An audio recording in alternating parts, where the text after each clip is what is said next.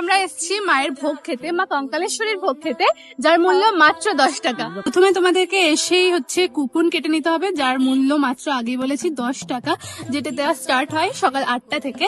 তোমরা এসে একবার কুপনটা কেটে নিয়ে যেতেই পারো। মাঘী পূর্ণিমা প্লাস রবিবার, তাই জন্য আজকে ভিড়টা একটু বেশি।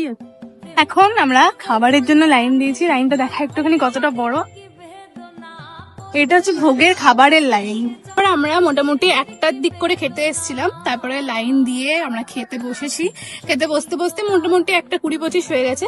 তারপরে আজকে যেহেতু রবিবার, আজকে ছিল বাসন্তী পোলাও, আলু মটরের তরকারি, তারপরে একটা পনিরের তরকারি ছিল, পনির ছোলার ডাল দিয়ে, চাটনি ছিল, বোঁদে ছিল। আর প্রত্যেকটা খাবারের টেস্টই খুব খুব খুব সুন্দর। 10 টাকা মূল্য হলেও প্রত্যেকটা খাবার কিন্তু কোয়ালিটির দিক থেকে আর কোয়ান্টিটির দিক থেকে, দুটো দিক থেকেই খুবই ভালো।